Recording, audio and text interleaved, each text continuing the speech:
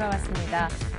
지난 분기 영업이익이 8조 8천억 원, 삼성전자가 역시 4분기에 잠정 실적을 공개함으로써 1% 남짓 빠진 날이었습니다. 뉴스에 팔자란 세력도 있었고 결과치는 역시 예상치를 소폭 웃돌거나 부합했다는 평가를 받았죠.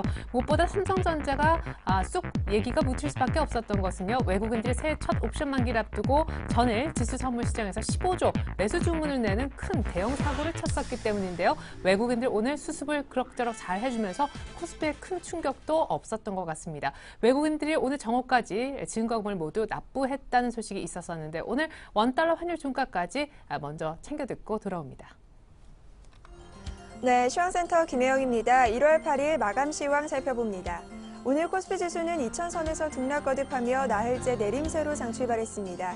사상 최대 실적을 발표한 삼성전자가 조정 장세를 펼치면서 코스피 지수 오전장에서 2,000선까지 밀려났는데요. 이후 2,000선에서 하회하는 모습을 나타내기도 했던 코스피 지수, 막판 들어서면서 하락폭이 조금 더 깊어졌습니다. 오늘 코스피는 0.66%의 내림세 보이면서 1977선에서 장마쳤습니다. 이어서 코스피 수급 상황 살펴보겠습니다. 오늘 코스피 시장에서는 개인이 매수세로 대응했지만 기관 쪽에서 1,190억 원의 매도 물량 출하하면서 지수의 하락 흐름 부추겼습니다. 막판 들어서면서 외국인이 소폭이나마 517억 원의 매수 우위 나타낸 하루였습니다. 이어서 코스닥 살펴보겠습니다. 오늘 코스닥 지수는 오름세로 장마쳤습니다. 이 장 초반 외국인과 기관의 매수 공세에 510선 회복했는데요. 이후 상승폭이 조금 축소가 되면서 509선에서의 제자리 걸음이 계속됐습니다. 오늘 코스닥 마감 종가입니다. 0.06%의 오름세 보이면서 509선에서 장마쳤습니다. 이어서 코스닥 수급 상황 살펴보겠습니다. 오늘 코스닥 시장에서는 개인이 150억 원의 매도 물량 출하했지만 기관과 외국인이 대응해줬습니다. 기관이 95억 원, 외국인이 67억 원의 매수 공세 펼치면서 지수는 빨간불 켜며 장마친 모습입니다. 이어서 환율 살펴보겠습니다. 오늘 환율은 10전 오르며 상승세로 장 출발했지만 장 초반 하락 반전됐습니다. 외환당국의 개입 경계감이 강하게 들어오고 있지만 여전히 하락세가 이어진 모습인데요. 오늘 환율 마감 종가입니다. 70전 하락하며 1,063원에 종가 기록했습니다. 이어서 코스피 시가총액 상위 종목 살펴봅니다. 대장주인 삼성전자 오늘 1%대의 조정 흐름 받았습니다. 사상 최대치의 실적을 발표했지만 차익 실현 매물이 쏟아지면서 주당 2만 원씩 밀린 모습이고요. 오늘 현대차 3인방이 나란히 빨간불 켜며 장마쳤습니다. 현대차가 강보합권에서 장마치며 21만 원에 현대모비스와 기아차 역시 나란히 빨간불 켜며 장마친 모습입니다. 이어서 다음 장 살펴보겠습니다. 한국전력이 0.16%의 오름세 보이며 3850원에 삼성생명과 신한제주는 약 보합권에서 장마친 모습이고요. 오늘 SK하이닉스는 1%대의 오름세 보였습니다. 실적 개선에 대한 기대감이 들어오면서 주당 350원씩 올라 26,250원에 종가 기록한 모습입니다. 이어서 코스닥 시가총액 상위 종목 살펴봅니다. 대장주인 셀트리온이 0.19%의 내림세 보이며 26,000원에 종가 기록했습니다. 이어서 파라다이스 오늘 실적 악화 우려감에 이틀째 약세 흐름 펼쳤는데요. 막판 들어서면서 하락폭을 조금 더 키웠습니다. 1.76%의 내림세 보이며 16,700원에 종가 기록했습니다. 이어서 다음 장 살펴보겠습니다. CJENM 오늘 오전장에서는 이 급등세에 따른 피로감으로 급락세를 연출하기도 했지만 이내 상승 반전에 성공해 막판 들어서면서 0.81%의 오름세 보이며 31,150원에 종가 기록했습니다. 이어서 동서가 1%대의 오름세, 시젠 역시 3%대의 강세 흐름 보이면서 오늘 78,900원에 종가 기록한 모습입니다. 이어서 오늘의 특징 업종 및 테마 종목 살펴보겠습니다. 제약주 주가가 실적 회복에 가시화에 대한 기대감으로 오늘 동반 오름세 보인 하루였습니다. 구강약품이 6%대의 강세 보이며 15,200원에 종가 기록한 모습이고요. 일종제약이 3%에 가까운 상승세 보이며 11,050원에 LG생명과학 역시 4%대의 강세 흐름 보이며 53,900원에 종가 기록한 모습입니다. 미국에서 인간배아 줄기세포의 연구를 허가한다는 소식이 전해지면서 오늘 바이오주 주가가 동반 상한가를 나타냈습니다. 우덕이 상한가 나타내며 장마친 모습인데요. 천성 LS가 상한가 나타내며 5,200원에 RNL바이오가 7%대의 급등세 보이며 2,875원에 장마쳤습니다. 세계 전자업계의 흐름을 한눈에 파악할 수 있는 세계 최대 가전쇼인 CES가 개막한 가운데 OLED 관련주 주가 오늘 강세 보인 하루였습니다. 덕산 하이메탈이 2%의 상승세 보이며 23,100원을 중가 기록했고요. 비아트론이 4%대의 강세 보이며 15,000원에, 주성 에너지어링 역시 5%에 가까운 급등세 보이며 5,350원에 종가 기록한 모습입니다. 일자리 관련주 주가가 오늘 강세를 보인 하루였습니다. 막판 들어서면서 혼조세로 변한 모습인데요. 이 정부가 위축된 국내 경기의 진작과 서민생활 안정을 위해 올 상반기 60조 원의 예산을 일자리 정책과 서민 중산층 생활 안정, 사회 간접 자본 사업 등에 집행하는 소식이 전해지면서 주가 상승 탄력을 받기도 했지만 막판 들어서면서 조금 빠졌습니다. 사람인 HR이 0.34%의 내림세 보이며 14,650원에 종가 기록한 모습이고요. 우리기술투자와 대성창투, 에이티넘인베스트는 상한가 나타내며 장마친 모습입니다. 박근혜 당선인이 청년 일자리 창출을 위해 창업 기획사를 설립한다는 소식에 오늘 참투서주 주가 무더기 상한가 나타내며 장마쳤습니다. 우리기술투자와 재미니투자 상한가 나타내며 장마친 모습이고요. 엠베서투자 역시 상한가 나타냈고 에이티넘인베스트 역시 상한가 나타내며 1,075원에 종가 기록한 모습입니다. 소셜 네트워크 게임인 킹덤 로얄이 해외에서 인기리에 판매되고 있다는 소식에 게임들 주가 오늘 상승 흐름 보였습니다. 5%대의 강세 보이며 주당 5,100원씩 오른 하루였습니다. 금호산업이 경영 정상화에 대한 기대감으로 오늘 상한가까지 치솟으며 장마쳤습니다. 막판 들어 상한가 나타낸 금호산업 오늘 주당 320원씩 올라 2,470원에 종가 기록했습니다. 지금까지 시황센터 김혜영이었습니다.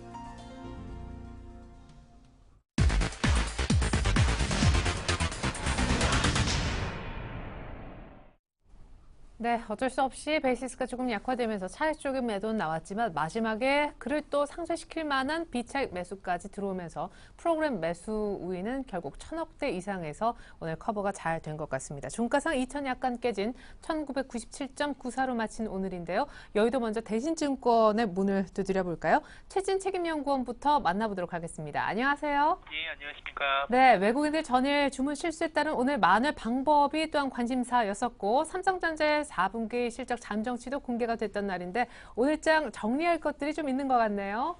예, 일단 금일 증시를 살펴보면은요, 투자 심리 면에서는 외국인 선물 실수와 관련돼 가지고 투자 심리가 다소 위축된 부분도 없지 않아 있었던 것 같고요. 말씀하신 바와 같이 삼성전자의 그 4분기 잠정 실적 발표에도 불구하고 시장이 좀 더 약세를 보인 점이 좀 특이한 점이라고 볼 수 있을 것 같습니다. 현재 미국 증시가 어닝 시즌을 앞두고 차익 매물로 좀 조종세를 전일 나타내면서 국내 증시 역시 나흘 연속 조종세를 이어간 가운데 금일 종가에서 2,000선 지지에 실패하는 모습을 나타냈는데요. 삼성전자의 그 예비 실적을 발표할 때도 사상 최대 분기 실적을 발표했음에도 불구하고 어닝 시즌을 앞두고 일부 차익 실현 매물이 시장의 부담감으로 좀 작용한 것으로 판단되고 있습니다. 현재 국내외 증시가 연초에 속도 조절을 나타내고 있는 이유는 일단은 그 재정 절벽에 대한 기대감이 일부 선반영되었다면은 차후적으로는 이제 경기와 실적에 관심이 이동할 것으로 보여지고 있기 때문인데요. 먼저 경기와 관련돼서는 이번 주 발표될 중국의 경기 지표를 좀 더 주목을 하셔야 될 것으로 판단되고 있습니다. 현재 중국의 PMI 제조업 지수 같은 경우에서는 3개월 연속 반등하면서 중국의 경기 회복 기대감을 크게 불러일으켰다면 이번 주 후반에 발표된 중국의 물가 지표에 대해서는 좀 더 관심을 가져야 될 것으로 판단되고 있는데요. 물가 지표가 예상보다 높게 나타날 경우에서는 현재 나타나고 있는 중국 정부의 경기 부양과 관련돼서는 기대감이 재차 다소 우려감으로 나타날 수도 있을 것으로 판단되고 있습니다. 현재 12월 중국의 물가 지표 같은 경우에서는 예상치가 2.3%로 돼지고기 가격 및 주택 가격 강세에 영향을 볼 것으로 보여지고 있고요. 오늘 밤 발표되는 미국의 알코아 같은 경우에서는 현재 예상 EPS가 주당 EPS가 6센트를 기록하면서 전년 동기에 대비해서 흑자 전환을 할 것으로 판단이 되고 있습니다. 이처럼 어닝 시즌에 관련돼 가지고는 국내 증시에 있어서도 좀 더 촉각을 보여야 될 것으로 판단되고 있는데요. 현재 그 실적 발표 시즌을 앞두고 그 대부분의 업종들을 살펴보면은 영업이익 추정치 하향 조정이 좀 더 빠르게 나타나고 있는 것으로 판단이 되고 있습니다. 이에 따라서 현재 실적 발표 전까지 실적에 대한 안정성이 높을 것으로 전망되고 있는 전기전자나 의약, 음식료 업종에 좀 더 주목을 하시는 것이 좋을 것 같고요. 다음 주에 있을 그 옵션 만기일 관련돼서도 수급 부담감이 다소 존재할 것으로 보여지고 있습니다. 특히 금일 외국인 선물과 관련돼서 청산 압력이 단기적으로 좀 더 있을 것으로 보여지고 있기 때문에 단기적인 수급 부담감도 존재할 것으로 판단되고 있습니다. 따라서 그 월 초반에 속도 조절을 나타낼 경우에서는 1월에 상대적으로 코스피 대비해서는 코스닥 트레이딩 전략을 병행하시고, 그리고 그 어닝 시즌과 관련돼서는 실적 안정성이 높을 것으로 보이는 업종군에 관심을 가지는 것이 바람직할 것으로 판단되고 있습니다. 네, 조합을 좀 잘 하셔서 이렇게 코스피가 속도 조절이 불가피하다면 코스닥 쪽 중소형주 중에 실적 안정성이 좋은 종목 잘 골라 매매하시면 아주 극대화될 것 같습니다. 유목 종목 아주 정리 잘 해주셨네요. 대신증권 최진 책임연구원으로부터 내일장 전략 미리 한번 들어봤습니다. 도움 말씀 감사합니다. 예, 감사합니다. 네, 자 이번에는요 오늘 정말 난리 났었죠. 어제부터 약간 안 좋은 주문 실수 얘기가 있었었는데 수급 분석 들어보겠습니다. 샘플러스 로즈스타클럽 이상로 전문가 만나보죠. 안녕하세요. 네, 반갑습니다. 오늘 수고 많으셨습니다. 네, 오늘 정말 분석하실 것이 많으셨을 것 같습니다. 이제 내일 되면 사실상 오늘 장이 끝났기 때문에 옵션 만기는 정말 코앞으로 다가왔다라는 느낌인데요. 외국인들이 하필이면 이 옵션 만기 며칠 남겨두고 주문 실수를 해버리는 바람에 변동성 및 우려는 굉장히 컸던 하루였지 않았나 생각이 들어요. 어떻게 끝이 난 겁니까?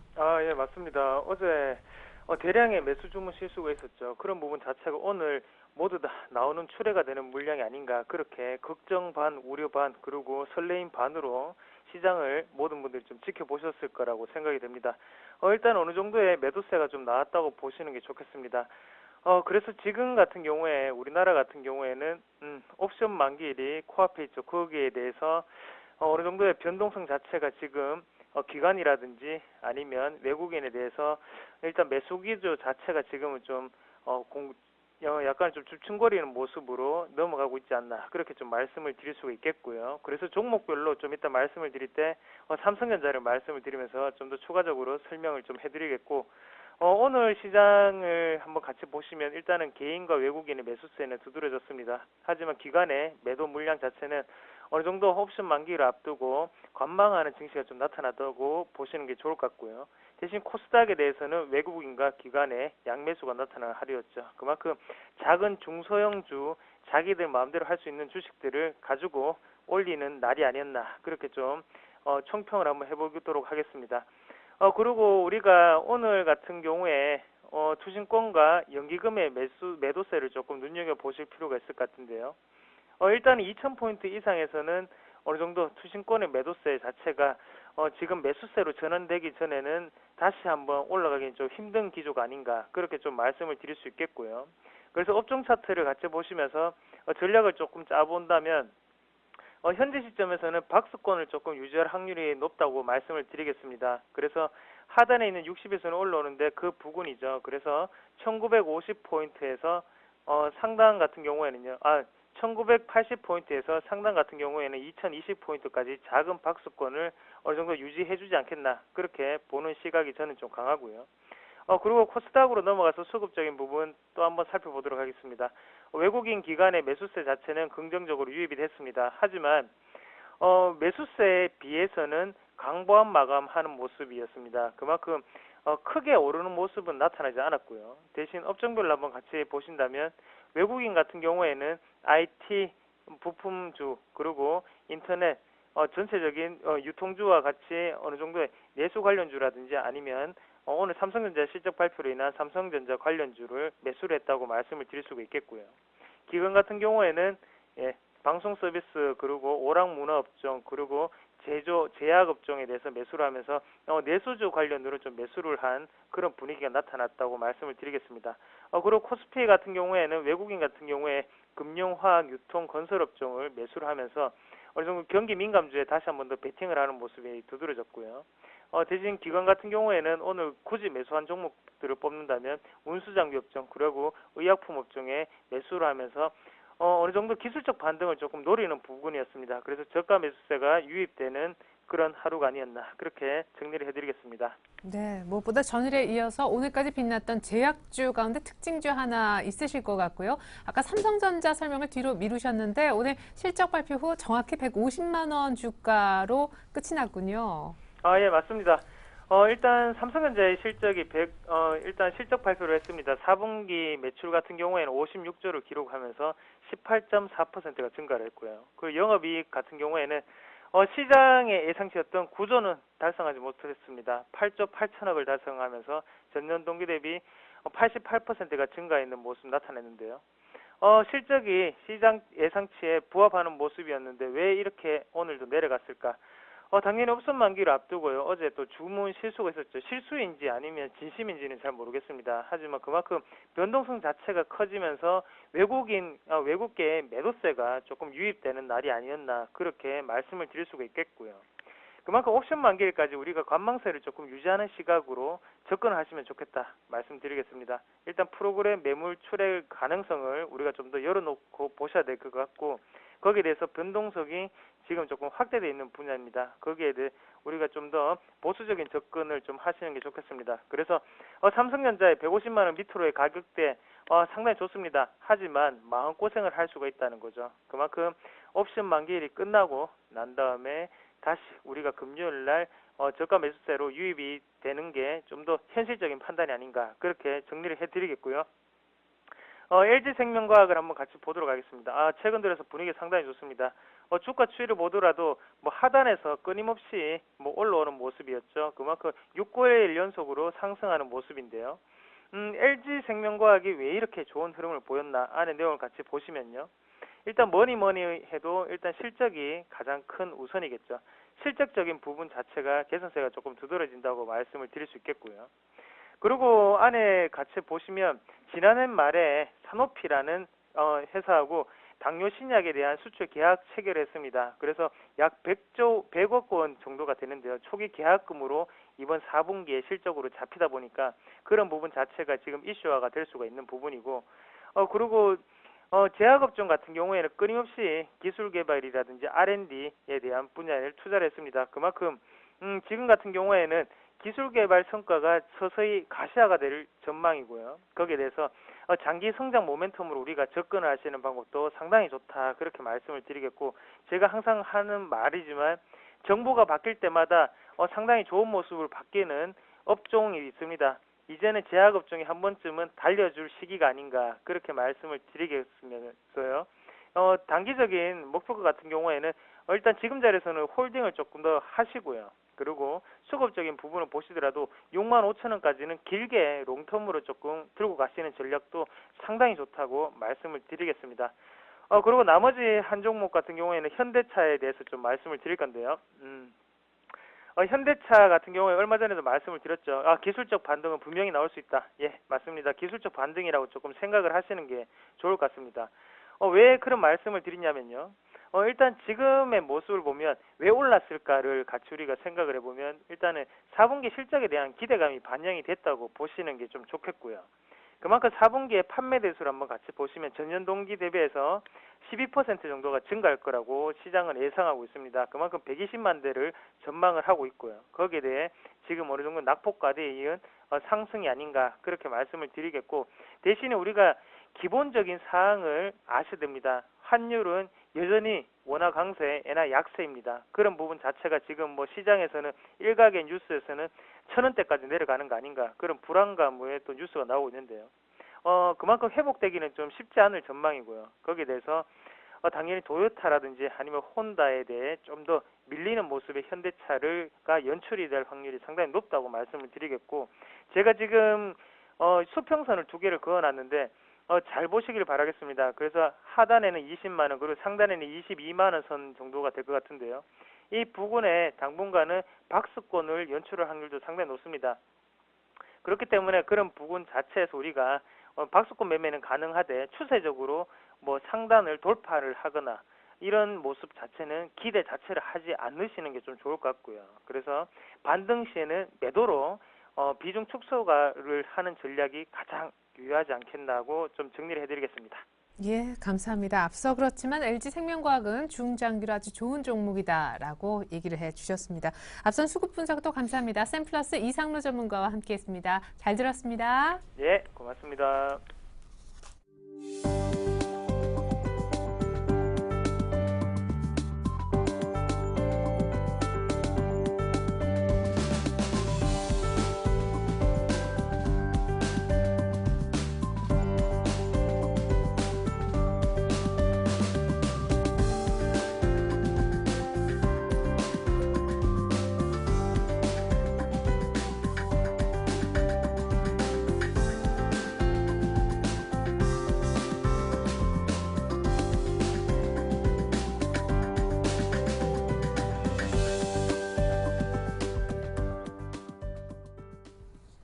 네, 앞서서 최진 애널리스트가 살펴볼 필요성이 있다라고 얘기해 주셨던 중국의 물가는 이제 내일 저희 장중에 확인이 될 것 같습니다.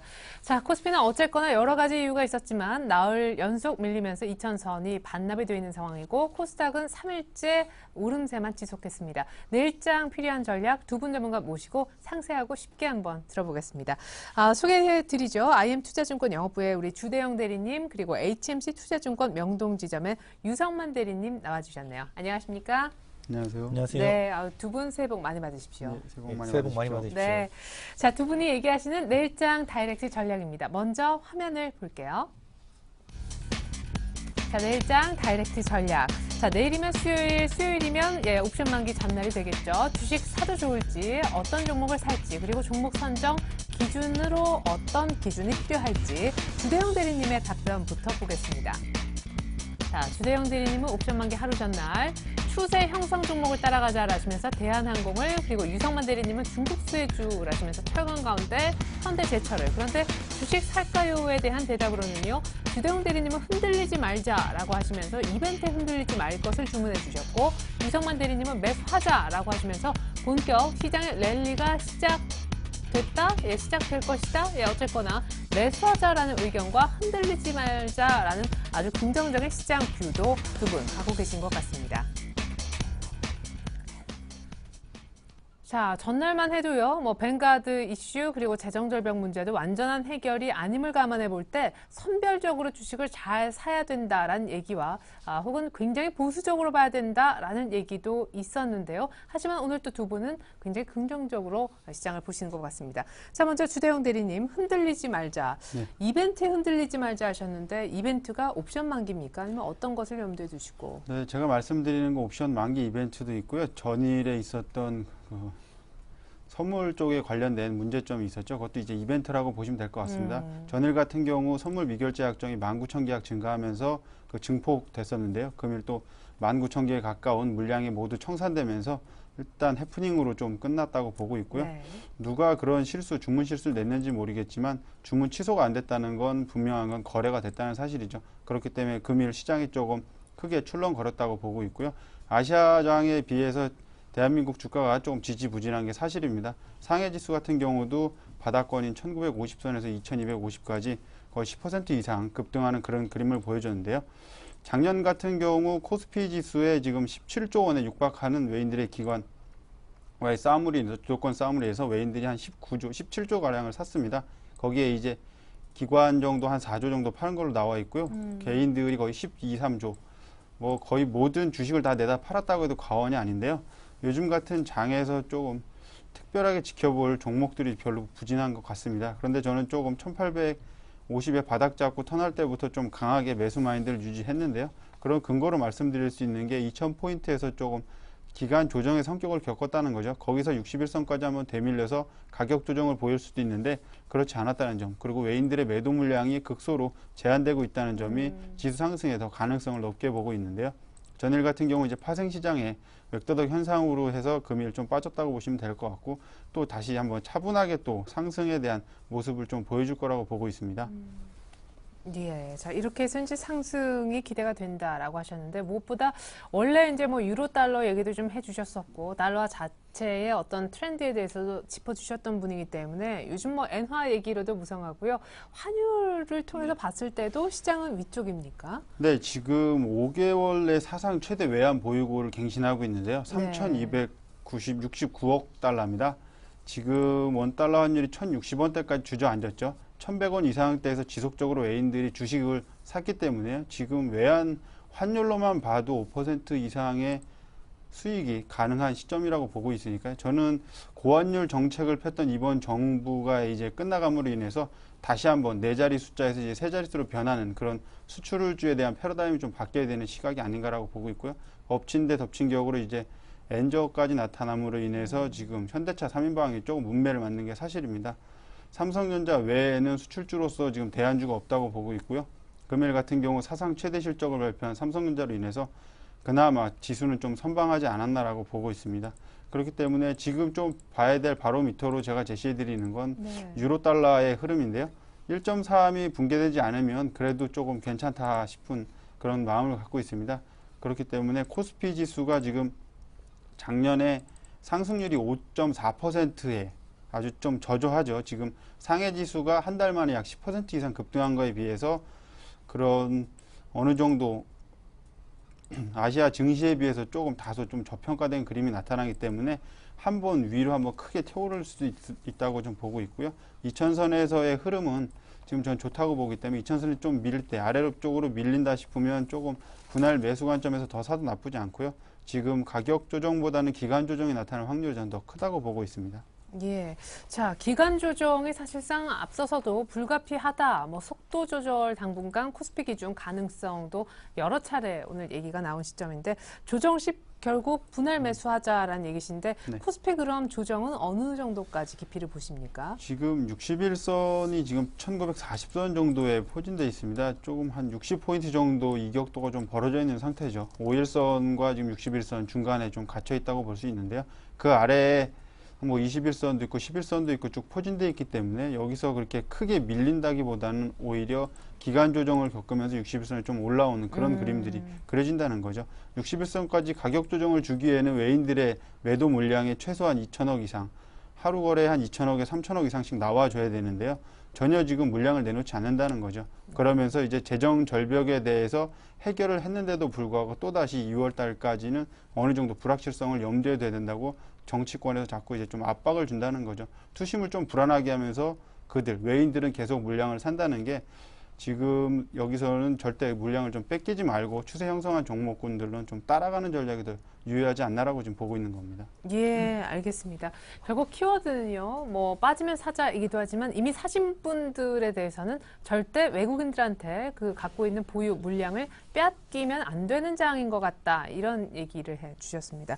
자, 유성만 대리님은 더 시원하고 아주 적극적인 답을 주셨어요. 주식 살까요? 하니까 본격 랠리가 시작. 예, 매수하자. 예, 그렇습니다. 예, 이제 드디어 이제 그동안 저희가 작년에 최고 이슈였던 그 재정절벽 위기가 이제 완전하게 해결됐습니다. 이제 그리고 이제 이제 일본과 중국 또한 이제 완벽하게 정권 교체를 이뤄냈고요. 이제 각국이 경기 부양이나 유동성을 본격적으로 공급하면서 일단 전 세계 해외 증시나 뭐 월간 차트로 한번 보시면은 제 화면에 나와 있는데 일단 보면 뭐 중국은 한 15%가 올랐습니다. 일본도 2% 가까이 올랐고 뭐 미국도 그렇고요. 뭐 남미나 뭐 유럽, 호주 할 거 없이 다 1.1% 중반에서 2% 정도의 상승을 보였는데 네. 유독 우리나라 증시만 0.7% 정도의 상승에 그쳤습니다. 네. 예, 즉 우리나라 증시가 이렇게 다른 나라 증시에 비해서 상대적으로 상승폭도 적고 또 무엇보다 상승 여력이 많은데요. 일단 그 이유를 좀 제가 살펴보니까 아무래도 환율 때문인 것 같습니다. 환율 하락 때문에 우리나라 시가총액 상위를 차지하는 자동차, 뭐 현대차, 기아차, 모비스 이런 자동차 관련 주식들이 이렇게 하락하는 바람에 단지 좀 전체적인 지수의 상승폭이 좀 적었을 뿐이지 이제 네. 본격적으로 이제 이런 환율 변화나 이런 여러 가지 대외 경제적인 요건이 반영되면서 이제 본격적으로 주도주가 교체되면은 다시 또 이제 우리나라 전체 증시가 이제 본격적인 상승 모멘텀을 시작할 수 있을 것으로 생각되고 단지 좀 안타까운 게 어저께 있었던 그 선물 옵션 실수 때문에 오늘 좀 장이 출렁거렸는데 좀 이거는 단기적인 그런 그 예상하지 못한 돌발적인 이벤트일 뿐이지 앞으로 본격적인 그 유동성 랠리가 시작되는 데 있어서는 지금쯤 매수를 하셔도 전혀 늦지 않았다고 생각합니다. 예. 자, 그런데요. 사실상 전일에 굉장히 조심하자 얘기가 나왔었던 것은 사실 그 뱅가드 펀드의 벤치마크 변경에 대한 역시 수급의 우려도 있었고 오늘 물론 약간 해프닝으로 끝났지만 역시 옵션 만기를 앞둔 수급상의 어떤 부담 쌓여있는 잔고가 너무 많으니까요. 그리고 재정절벽 관련해서도 이거 뭐 약간 시한부적인 그런 어떤 해결이어서 완전한 해결이라고 아까 얘기하셨지만 한 2달 뒤에 또 한 번쯤 살펴볼 필요가 있는 사안이 되지 않았습니까? 수급상에 조금 걱정하시는 분들 그리고 재정절벽 관련해서 뭐 재정절벽에 대해서 많이 알려져 있으니까요. 수급상 걱정하시는 분들 예. 그럼 일단 뱅가드 펀드에 대해 말씀드리겠습니다. 일단 뱅가드 펀드가 기준이 변하면서요. 우리나라가 선진 시장에서 신흥 시장으로 분류되면서 이렇게 또 만약에 그 예상대로라면 매주 한 3,600억씩 해서 한 9조 이상의 가량이 이렇게 빠져나갈 수가 있어서 당분간 외국인의 이런 대규모 매도세가 있기 때문에 증시의 상승을 이렇게 제한하지 않을까 이렇게 보시는 분들이 있는데 네. 물론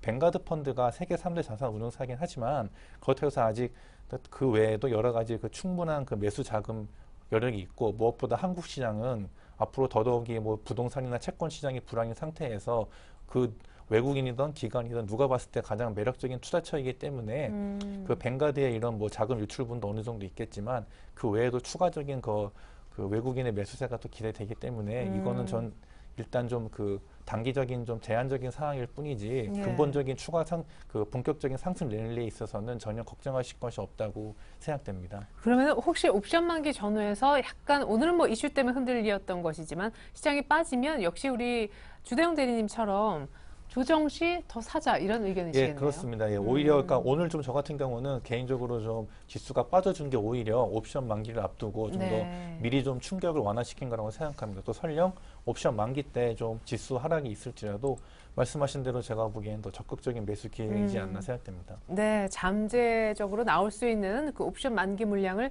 미리 소화하는 모습이라 오히려 긍정적이었다. 이렇게 또 오늘 수급 분석까지 해주셨습니다. 자, 굉장히 긍정적으로 시장을 보시는 두 분 모시고 내일장 다이렉트 전략 짜고 있는데요. 자, 그러면 조정 시마다 사자라는 의견을 공통적으로 갖고 계신데 먼저 주대영 대리님부터 어떤 기준을 삼으면 좋을지 사실 전문가님이 얘기하는 종목을 똑같이 매매하면 좋겠지만 이미 사신 분들도 있을 테고요. 적어도 이런 공통된 기준은 지금 꼭 있어야 된다. 한 말씀 해주시죠. 네, 일단 지금 시장에 추세가 걸린 종목들이 보면 조선철강 증권 쪽으로 매기세가 좀 들어와 있습니다. 그런데 조선철강 같은 경우는 너무 많이 올라가 있기 때문에 이격 조정에 의해서 조금 어느 정도 대밀림이 현재 나타나고 있는데요. 제가 가져온 종목들은 이제 좀 경기 민감주 쪽으로 해서 갖고 나왔는데요. 증권주하고 건설, 그리고 원화 강세 좀 수혜주로 좀 놓고 보겠습니다. 그럼 차트 보면서 좀 그림을 좀 그려보도록 하겠는데요.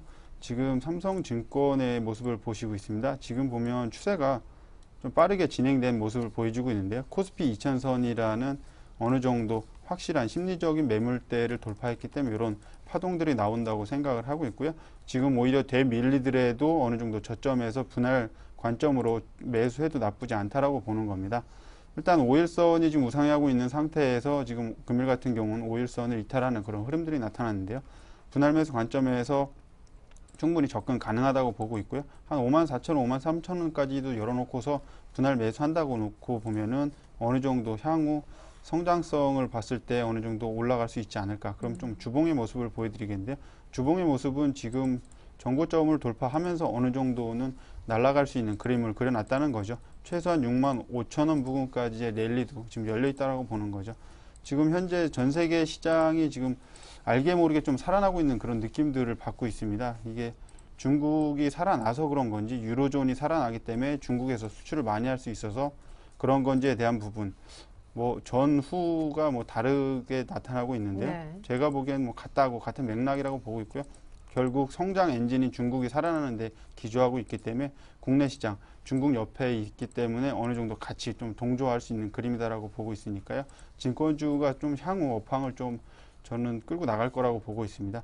그럼 삼성증권하고 이제 또 다른 증권사 좀 살펴보도록 하겠는데요.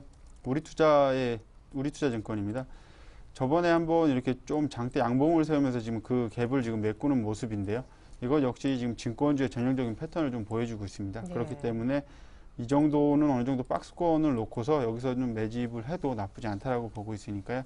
오히려 옵션 만기를 전후해서 좀 매도 물량이 나온다면 그 틈을 타서 좀 쭉 깔아놓고 매수해도 나쁘지 않다라고 보고 있습니다. 네, 증권주 외에는 또 어떤 쪽에 상승 추세가 그려지고 있나요? 네, 지금 이제 새 정부에 대해서 기대감이 좀 형성되고 있는데요. 지금 현대건설을 좀 제가 들고 나왔는데요. 건설주 거의 탑픽으로 지금 놓고 보고 있습니다.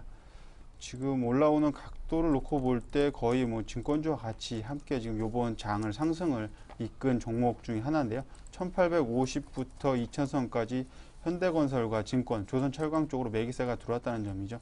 오히려 삼성전자 같은 경우는 1,150만 원 선에 조금 어느 정도 머물러 있기 때문에 지수 상승에 대해서는 좀 부담감이 있는데요. 그 부분을 메꿔주는 게 이런 조선, 증권, 건설 쪽이 아닐까라고 보고 있으니까요.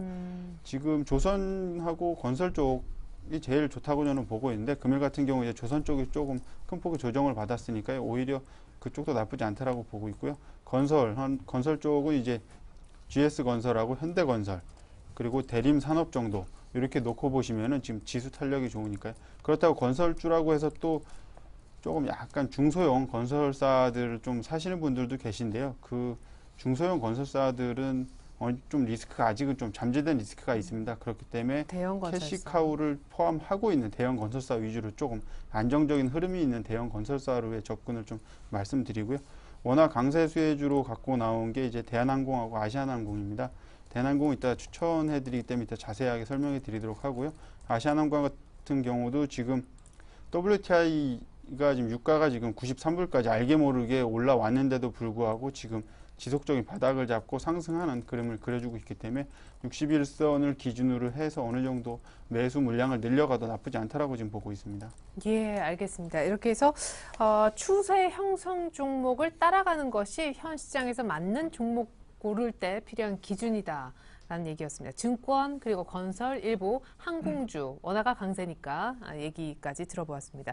유성만 대리님은 종목 고르는 기준이 중국이네요. 예, 그렇습니다. 제 생각에는 올 상반기에는 앞으로 중국이 최대 이슈라고 생각합니다. 일단 중국이 어떤 정책을 내보내느냐, 중국 경기 지표가 어떻게 나오느냐, 중국 증시가 얼마만큼 등락하느냐에 따라서 국내 증시가 가장 민감하게 반응할 것 같습니다. 예. 예전에도 그렇고 지금도 그렇지만 물론 미국 증시가 가장 민감하고 중요한 지표이긴 하지만 가면 갈수록 이제 중국 증시에 그 우리나라 증시의 영향이 더 미쳐지는 비중이 더욱더 커져가는 한 해가 되지 않을까 이렇게 저는 생각하고요. 일단 네. 그래서 중국 경기 부양 관련돼서 저는 오늘은 철강주 쪽을 저는 추천해드리고 싶습니다. 역시나 아무래도 중국이 그 지방 쪽에 있어서 이런 도시화를 하면서 가장 먼저 소비가 많이 늘어나는 것이 철강 부분이라고 생각합니다. 그래서 2012년 한 해 동안은 이런 전 세계적인 불황으로 인해서 철강 가격이 좀 상승을 하지 못했는데 올해 비로소 모든 철강 가격이 상승할 수 있을 거라고 생각됩니다. 네. 조선이나 이런 건축자재, 조선이나 그런 자동차에 들어가는 후판부터 해서 각종 건설자재에 들어가는 현강, 본강까지 다양한 분야에 있어서 모두 다 가격 인상이 예상될 것으로 저는 여겨지고 있습니다. 그래서 일단 첫 번째 보실 게 일단 포스코입니다. 일단 포스코가 철강 대장주이면서 네. 그 시가총액 상위주였는데 그동안 고전을 면치 못했습니다. 그래서 심지어는 머지않아 ELS 낙인 매물 폭탄이 나온다는 등 여러 가지 이슈가 루머가 있었지만 좀 이렇게 단기적으로 큰 폭의 상승을 보이면서 좀 며칠 좀 이렇게 조정받는 모습 보이고 있는데 역시나 중국 경기 부양 관련돼서는 가장 큰 또 수혜주 중에 하나라고 생각하고 있고요. 네. 또 좀 하나 제가 보고 있는 게 동국제강입니다. 예, 일단 동국제강 같은 경우도 일단 차트 보시면은 일단 61선 위에서 안정적으로 지금 안착하는 모습 보이고 있고 또한 현재 지금 브라질 쪽에 지금 이런 제철소를 지금 건설하고 있습니다. 네. 이게 브라질 이제 또 제철소만 다시 완공이 되면 이제 또 추가적인 이런 생산이 가능하기 때문에 매출도 증대할 것으로 보이고요. 예, 그리고 오늘 일단 제가 가장 탑픽으로 추천한 그 현대제철은 제가 이따 종목 추천 시간에 말씀해 드리도록 하겠습니다. 예. 자, 이렇게 해서 중국을 보자. 특별히 철강주 오늘 준비해 주셨다고 하셨는데, 근데 지금 11월, 아니 12월 이렇게 쭉 오르면서 너무 가파르게 오른 다음에 얘기하시는 건 아닌지. 예, 맞습니다. 그런 우려를 하실 수가 있는데요. 제 생각에는 오르는 종목이 오른다고 생각합니다. 비록 이렇게 단기적으로 이렇게 차트를 짧게 봤을 때는, 너무 많이 오르지 않았나 하지만 또 차트를 길게 놓고 봤을 때는 여전히 추가적인 상승폭이 있고요. 제 생각에는 자동차랑 반대로 생각하시면 됩니다. 자동차가 많이 요즘 단기간 빠졌고 단기간 반등 나왔을 때 이제 오르겠지 하고 사셨지만 또 다시 하락하지 않습니까? 네, 그런 것처럼 오히려 반대로 지금 올랐고 단기적으로 좀 조정받아서 이제는 끝났겠구나 하지만 또 나중에 갔을 때는 이게 이러한 철강 종목이 더더욱더 상승하지 않을까 저는 그렇게 보고 있습니다. 예, 좋습니다. 혹시나 이거 많이 올랐는 철강주 아니야? 하실까봐 제가 대신 한번 질문을 드려보았고요. 자, 이번에는 주대용 대리님께 제가 이 질문만 하나 더 드리고 종목 공개해달라고 요청을 드릴까요? 짧게 정도만 시간이 할애가 될 것 같습니다. 혹시 코스닥 중소형주를 추천하려고 생각하신 건 없으신지. 왜냐하면 사실은 저희가 일부를 통해서 이렇게 옵션 만기도 있고 하니까 출렁일 때 사자 의견도 있었지만 당분간은 기간 조정 아까 말씀하신 그 기간 동안 중소형주가 더 낫다 이런 의견도 많아가지고요. 예, 지금 코스닥 같은 경우는 이제 코스피가 배당락하고 2000선에서 좀 지지부진할 때 좀 급반등한 그런 모습을 보여주고 있습니다. 475선에서 500선을 돌파하면서 지금 코스닥 중소형주들이 좀 돌풍을 일으키고 있는데요. 제가 좀 좋게 보는 종목 같은 경우는 이제 일간 스포츠였죠. 제이 콘텐츠라는 회사인데요. 지금 보면 3,200원 정도의 바닥 잡고서 코스닥 지수와 함께 꾸준히 올라오는 모습을 이런 보여주고 종목 있습니다. 많다니까요. 네, 그래서 예. 은근히 코스피가 지금 2,000선에 정체해 있는 사이에 대안주로서 코스닥이 이렇게 좀 많이 떠올라왔습니다. 그래서 개인분들이 조금 어느 정도 수익을 좀 내지 않았나라고 저는 판단하고 있으니까요. 이 바로미터는 이제 코스피가 어느 정도 한 2020선을 돌파하면서 또 강하게 우상향할 때 코스닥 지수가 좀 꺾이면서 중소형주들도 한번 꺾이지 않을까라고 보고 있으니까요. 그 시점 잘 찾아서 매매하시면은 수익을 극대화하는데 별 문제는 없다고 지금 보고 있습니다. 네, 다시 코스피 형님이 힘을 낼 때는 또 아우가 조금 조용히 저쪽 구석으로 갈 수도 있으니까 아우는 코스닥이죠. 그때 잘 좀 현금화 타이밍 잡아보셔도 좋을 것 같습니다. 팁 감사드리고요. 자, 그러면은 주대영 대리님 말 좀 이어서 들어보겠습니다. 어떤 한 종목 매수할까요? 아까 알려주셨었죠? 예, 지금 제가 갖고 온 게 원화 강세 수혜주죠. 대한항공입니다. 대한항공. 예. 예. 국내외 39개국에요. 113개 도시의 여객 및 화물을 운송하는 업체라고 보시면 되는데요.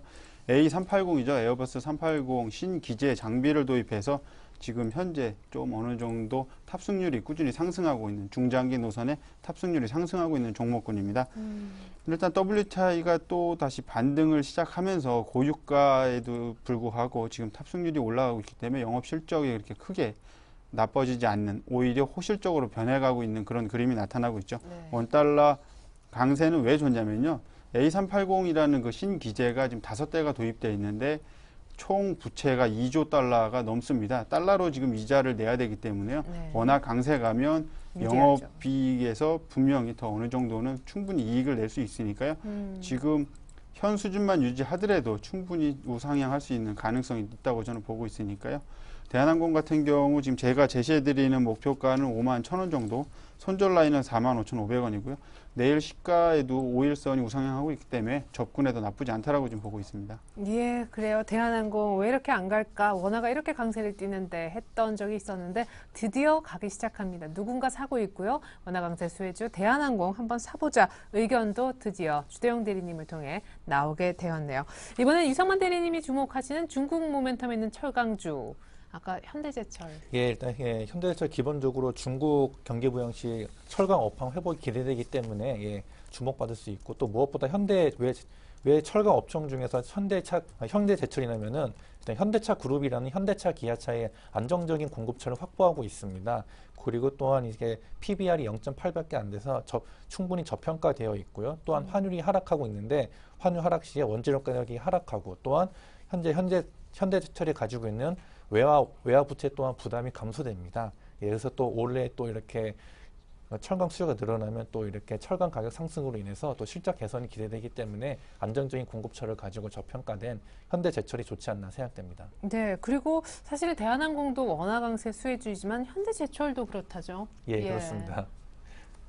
좋습니다. 원화 강세 또 수혜주이기도 한 현대제철. 그러면 오늘 한 3% 정도 조금의 조정을 제대로 받긴 했는데 들어가면 더 좋을 것 같기도 해요. 가격 설명해 주시죠. 예, 그렇습니다. 일단 저 같은 경우 현대제철을 매수가를 85,000원으로 잡았습니다. 예, 일단 현대제철 한번 보시면 네, 오늘 종가는 85,500원에 끝이 났군요. 종가는 85,500원에 끝났는데 좀 이렇게 선물 옵션 만기를 좀 고려해서 하락한다는 전제하에 전 매수가는 85,000원으로 잡았고요. 네. 일단 단기적인 그 이익 실현 목표는 87,000원, 그리고 손절가는 83,000원 선으로 전 잡았습니다. 예. 자, 얼마 전에 9만 원 찍고 내려온 현대제철 약간만 더 빠지면 바로 사서 87,000원에 나오자라는 의견이신데 요렇게 해서 전략을 지금 잘 세워서 성공 사례가 바로 지난주입니다. 곧바로 AS 우리 먼저 그쵸. 유성원 대리님부터 받아볼 텐데 현대중공업으로 아주 제대로 수익을. 예, 그래서 제가 지난주에 현대중공업 23만 7천원의 매수 가격 말씀드렸는데요. 보시면은 25만 원 딱 오고 25만 원 바로, 살짝 넘고 전 그때 일단 이익 실현했습니다. 그러니까요. 그다음에 이제 좀 단기적으로 조정받는 모습 보이고 있습니다. 근데 전 또 현대중공업 또한 오늘 말씀드린 철강 업종처럼 조선 업종 또한 중국 경기 수혜지이기 때문에 보면 철강 업종과 조선 업종 둘 다 동시에 단기적으로 조정받지만 또 장기적으로 봤을 때는 추가 상승 모멘텀이 있기 때문에 지속적으로 관심 가지고 지켜봐줬으면 좋겠습니다. 예, 자 그러면 현대중공업은 목표가에 도달했지만 그냥 조금 더 끌고 가는 못 파신 분들은 예, 예, 알겠습니다. 이제 만만치 않게 지난주에 추천을 해주셨다가 목표가에 도달하신 분이 역시 주대영 대리님이십니다. 대우증권 오늘도 뭐 추세가 좋다고 했지만 이번에 제대로 추천이 딱 타이밍이 좋았어요. 사실 지난주에 오셔서 AS 들었으면 더 좋았을 법했는데. 네, 맞습니다. 지금 제가 제시드렸던 목표가 12,700원 도달을 했습니다. 그리고서 좀 되밀리는 모습인데요. 지금 61선 위에서 꾸준히 기관과 외인들의 어느 정도 러브콜을 받고 있기 때문에 나쁘지 않다라고 보고 있고요. 오히려 증권주들이 지금 상승하면서 그동안 좀 괴로웠던 개인 투자자분들이 좀 물량을 많이 내놓고 있습니다. 그렇기 때문에 추세가 더 강화될 수 있는, 형성될 수 있는 가능성이 있기 때문에요. 어느 정도는 뭐 12,000원 아래에서는 어느 정도 또 물량을 늘려나가서 또 고점에 팔고 이런 식으로 해서 추세를 좀 설정하면 괜찮은 수익이 날 수 있는 종목군이니까요. 대우증권 같은 경우도 지금 보유하고 계신 분이라면 어느 정도 홀딩 전략도 유효하다고 보고 말씀드리고 싶습니다. 네, 매수 타이밍은 놓쳤다 생각하지 마시고 대우증권 아직 못 팔았다면 계속 갖고 계시길 권유해 드립니다. 자, 두 분이 말씀하신 내용 다시 한번 종합해서 보여드릴게요.